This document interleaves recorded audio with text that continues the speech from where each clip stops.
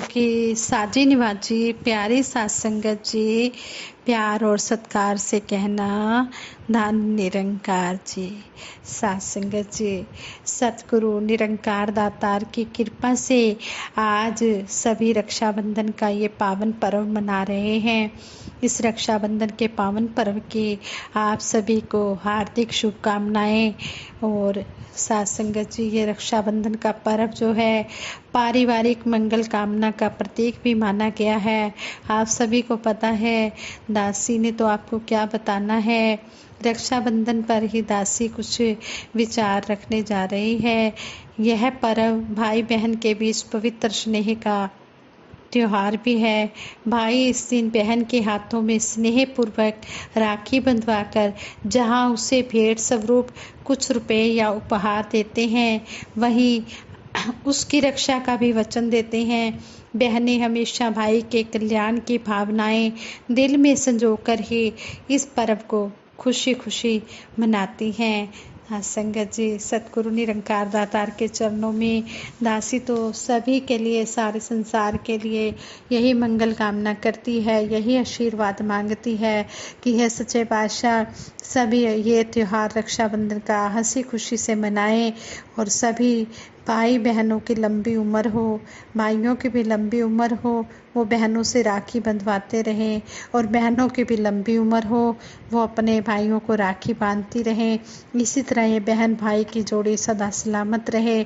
सतगुरु निरंकार दातार सब पर अपना मेहर भरा हाथ रखें, मेहर भरी नज़र रखें। इसी तरह ये सारा संसार हंसी खुशी से रक्षाबंधन का त्यौहार मनाए। और दासी फिर से रक्षाबंधन के पावन पर्व की सभी को लख लख बधाई देती है, हार्दिक शुभकामनाएं देती है। और आप भी दासी के लिए ऐसा ही आशीर्वाद देना कि दासी भी अपने परिवार के साथ मिलजुल कर इस पर्व को मनाए।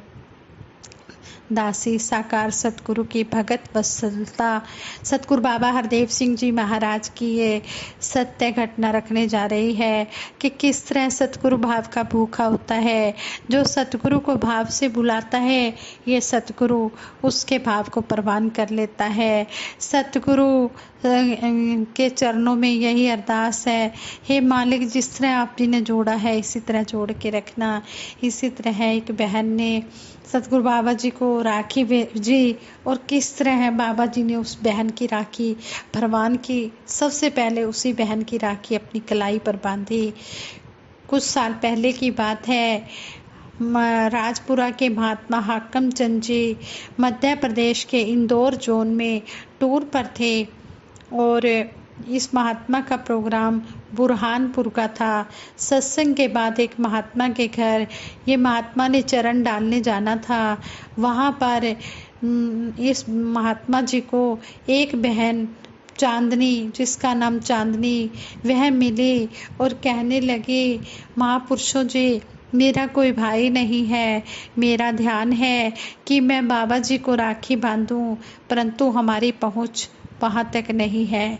यह कहकर वह बहन कुछ उदास सी हो गई, उसकी आंखों में आंसू आ गए।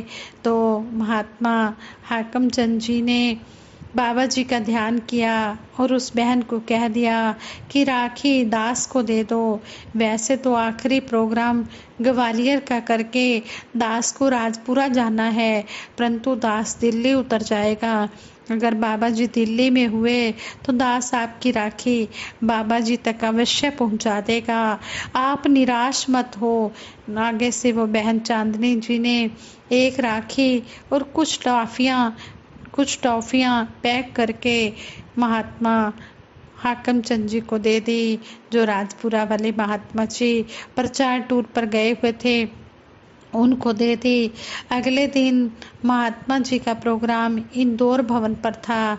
इसी प्रकार प्रोग्राम करते हुए ग्वालियर पहुंचना था। ये महात्मा जब सुबह इंदौर भवन पर सत्संग में थे तो महात्मा के पास राजपुरा से राजपुरा से ही जोनल इंचार्ज महात्मा जी का फ़ोन आया कि बाबा जी का प्रोग्राम राजपुरा का बन गया है, आप शेष प्रोग्राम कैंसिल करके वापस आ जाओ। महात्मा ने ग्वालियर के जोनल इंचार्ज महात्मा को फ़ोन करके आगे के प्रोग्राम कैंसिल करवा दिए और सीधे राजपुरा पहुंच गए। समागम की तैयारियां हो रही थी।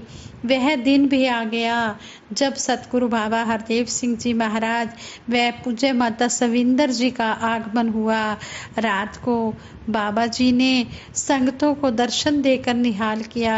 खाना खाने के बाद सतगुरु बाबा जी सैर करने के लिए भवन हाल की छत पर चले गए। रात के 2 बज चुके थे। कुछ देर के बाद महात्मा हाकम चंद जी भी भवन की छत पर चले गए। बाबा जी सैर कर रहे थे। ये महात्मा भी बाबा जी के साथ सैर करने लगे।